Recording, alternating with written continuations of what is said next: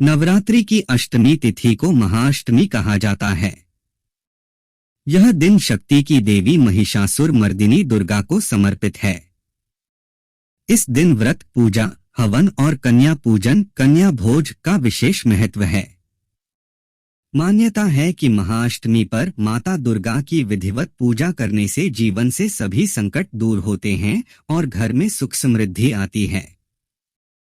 नवरात्रि की अष्टमी यानी महाअष्टमी शक्ति, भक्ति और विजय का प्रतीक है। इस दिन मां दुर्गा के उपासक उपवास रखते हैं, पूजा अर्चना करते हैं, हवन और कन्या भोज का आयोजन करते हैं। यह पर्व हमें यह संदेश देता है कि नारी शक्ति की उपासना और सम्मान ही जीवन को सफल और समाज को संतुलित बनाता है। नवरात्रि अष्टमी का असली मतलब है अपने भीतर की नकारात्मकता को नष्ट करके सकारात्मक ऊर्जा को जागृत करना, मां की कृपा प्राप्त करना और जीवन में सफलता, शांति तथा समृद्धि लाना। हिंदू धर्म में नवरात्रि एक अत्यंत पावन और शुभ पर्व है। यह साल में 4 बार आता है: चैत्र, आषाढ़, आश्विन, शारदीय और माघ। इनमें से चैत्र और आश्विन नवरात्रि का विशेष महत्व है। इन 9 दिनों तक माता दुर्गा के 9 रूपों की पूजा की जाती है। नवरात्रि के 8वें दिन को अष्टमी कहा जाता है। इसे महाअष्टमी या दुर्गा अष्टमी भी कहा जाता है। यह दिन शक्ति उपासना का परम शुभ दिन माना जाता है, क्योंकि इसी तिथि को माता दुर्गा ने महिषासुर जैसे राक्षस का वध करके धर्म और सत्य की स्थापना की थी। नवरात्रि के प्रथम दिवस पर हम सभी ने कलश स्थापना की और मां के लिए चौकी लगाकर उन्हें विराजमान भी किया। इन 9 दिनों में माता का आवाहन करके विधि विधान से नवरात्रि के 9 दिन हम सभी पूजन करते हैं। नवरात्रि की अष्टमी और नवमी यह 2 ऐसी तिथियां हैं जो बहुत ही महत्वपूर्ण होती है, क्योंकि जैसे हम प्रतिपदा पर कलश की स्थापना करते हैं और मां का आवाहन करते हैं, उसी प्रकार से अष्टमी और नवमी पर कन्या पूजन करते हैं, हवन करते हैं और फिर कलश का विसर्जन करते हैं। और यह कार्य कहीं कहीं पर अष्टमी के दिन और कई स्थानों पर नवमी के दिन कलश का विसर्जन किया जाता है और कन्या पूजन व्रत का पारण किया जाता है। साल 2025 में दुर्गा अष्टमी कब है और दुर्गा अष्टमी तिथि कब प्रारंभ हो रही है और कब इसका समापन होगा, और अगर आप कन्या पूजन अष्टमी के दिन करते हैं तो कन्या पूजन का शुभ मुहूर्त क्या रहेगा? नवरात्रि में कलश विसर्जन और पारण का शुभ मुहूर्त क्या होगा? साथ ही हम सभी जानेंगे कि नवरात्रि के कन्या पूजन में कौन सी एक चीज हमें कन्याओं को जरूर ही देनी चाहिए ताकि माता रानी की कृपा पूरे साल हम सभी पर बरसती रहे।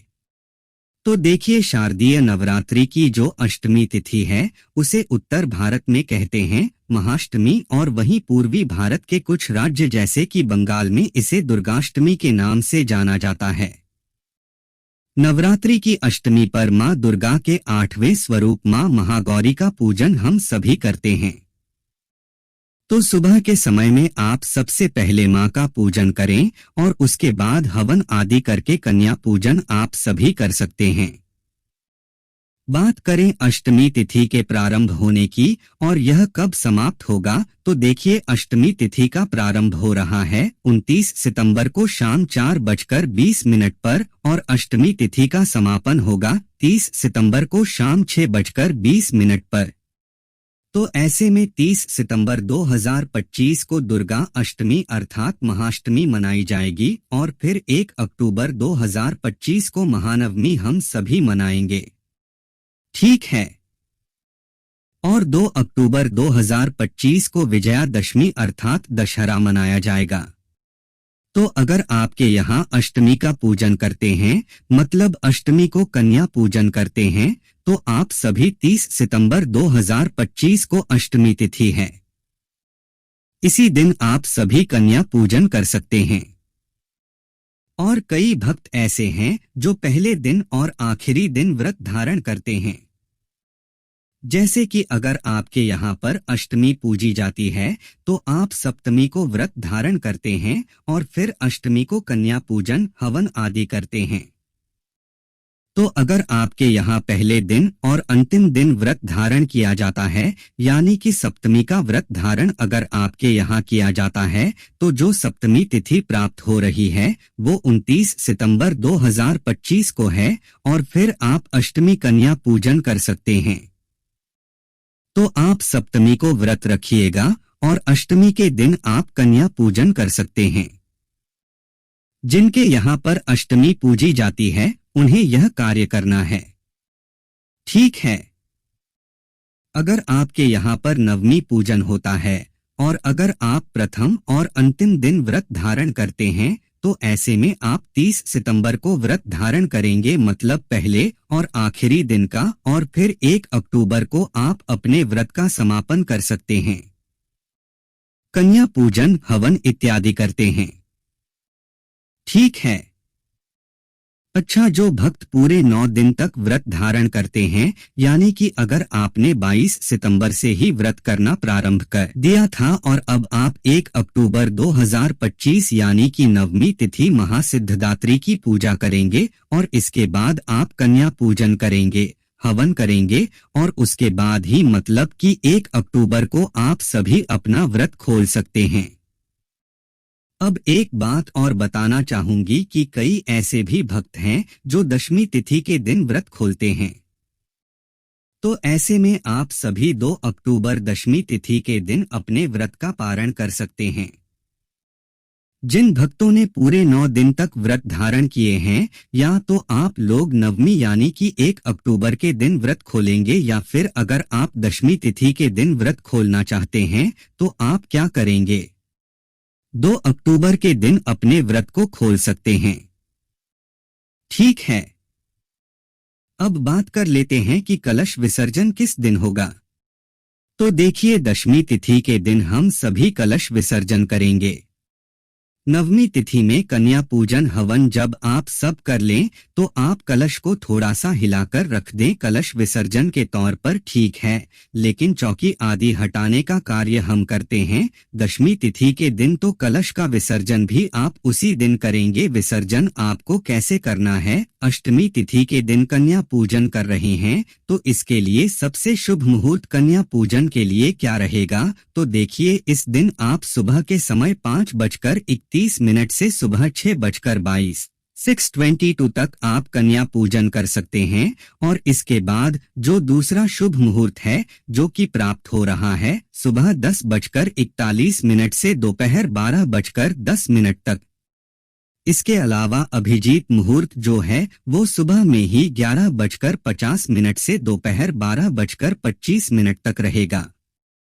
यह सबसे ज्यादा शुभ मुहूर्त कहलाता है। अभिजीत मुहूर्त बहुत ही श्रेष्ठ माना जाता है। तो इस समय में अगर आप कन्या पूजन करते हैं तो यह सर्वश्रेष्ठ होगा। इस समय हवन भी आप कर सकते हैं। जो भी कार्य आपका है, आज का जो समय है, इस समय अगर करते हैं तो सबसे बेहतरीन रिजल्ट आपको मिलता है। ठीक है। वैसे तो नवरात्रि के जो पूरे 9 के 9 दिन हैं वे सभी सर्वाधिक श्रेष्ठ माने जाते हैं किसी भी प्रकार के शुभ कार्य को करने के लिए, और उसमें भी अगर महाअष्टमी और महानवमी हमें मिलती है तो यह सर्वाधिक श्रेष्ठ समय कहलाता है। यह पूरा ही दिन शुभ माना जाता है। आप किसी भी प्रकार के हवन कर सकते हैं, किसी भी प्रकार के पूजा पाठ इस समय करते हैं, मंत्रों का जाप कर सकते हैं। कोई नई सामान अगर आपको खरीद के लानी है, कोई नई प्रॉपर्टी खरीदनी है, कोई नया व्यापार शुरू करना है, तो अष्टमी और नवमी का दिन बहुत ही अच्छा माना जाता है। इस दिन आप किसी भी समय हवन कर सकते हैं, पूजन कर सकते हैं। दान दक्षिणा सभी कार्य इस समय इस दिन आप कर सकते हैं। ठीक है। शारदीय नवरात्रि की महाअष्टमी अर्थात दुर्गा अष्टमी 30 सितंबर 2025 बुधवार को मनाई जाएगी।